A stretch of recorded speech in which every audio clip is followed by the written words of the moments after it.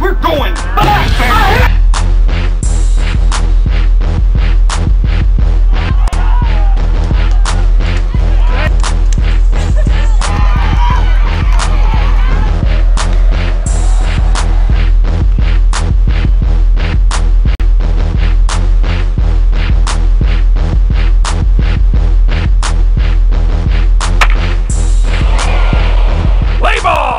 Welcome back, baseball fans. This is Omari Brown here on the Hill with this week's Diamond Report. Now, this week I traveled to Rattler County as I met with FAMU's baseball head coach, Willie Brown.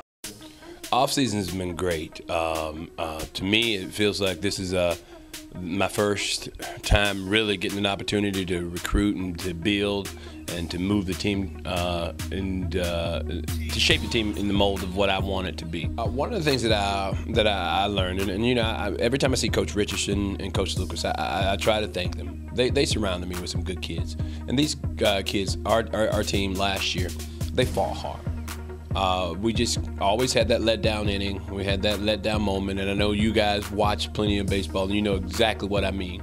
0-0 ball games, 2-1 ball games, and all of a sudden, you know, one bad inning and it gets away from us. That's the story of 2012's baseball season. As we move towards 2013, there are going to be a lot of new faces. And, you know, it's not because the kids that were here didn't play hard. You know, we just didn't have the right pieces. And as the head baseball coach, it's my job to bring in the pieces that I feel were missing. Justin Abney, one of my favorite kids on the team. But Justin is debating as to whether or not he's going to even return next year. Justin, I told him to take the summer off. When you are as big as Justin and when you have the kind of power that Justin has, there are some lofty expectations placed on your shoulders, not only by Justin, but by his teammates, by the coaching staff, and most definitely by the fans. Every time he comes up to the plate, the fans are expecting him to hit it out of the ballpark. And this kid has had to carry that weight with him his entire life. When you're the biggest kid, the strongest kid in batting practice, when you can hit him across the street and behind this house over here, everyone expects that in the game. Well, the opposing team's watching BP too.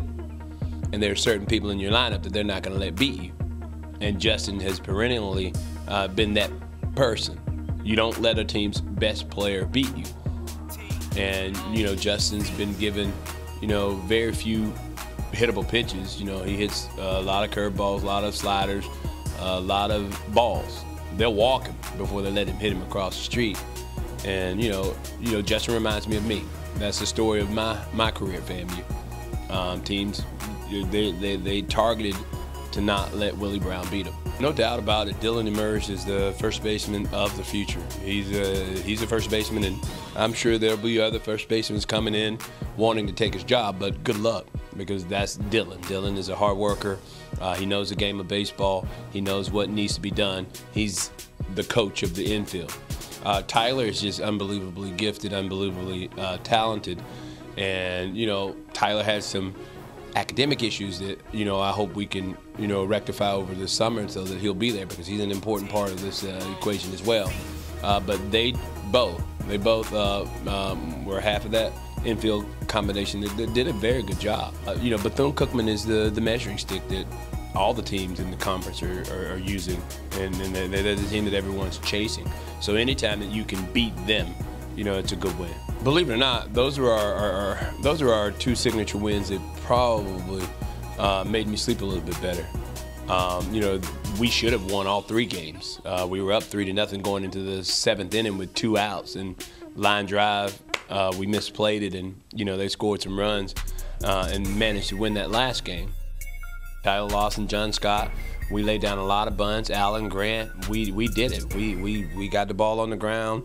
Once we got to first, we were taking off stealing bases. Between Allen, Daniel Lee, Jared Reed, once we got on first, they had the green light, and they could steal bases at will. It was real hard to throw some of those guys out once they got on. And, you know, the bat regulations, the BB Core bat regulations that are enforced now, you know, have taken that big 6'3", 6'5" guy that everyone used to search for. You know, they've taken him out of the equation. You've got to play the game of baseball the way that it was meant to be played. Most of our starters, I kept them on about 100, 105 pitch limit. which for most pitchers is going to get you to the 6th, possibly the 7th inning. Our starters did their job. My goal in this recruiting class is to get those middle relief guys, those guys we can give the ball to that can follow up what our starters have done and solidify some wins. Several games got away from us when we took the starters out. Heath pitches to contact. Heath is definitely our workhorse.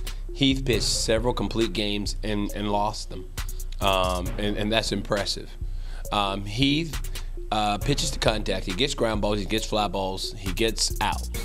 And if we don't make the plays behind him, you know, that's going to lead to his ERA being a lot higher than it should be.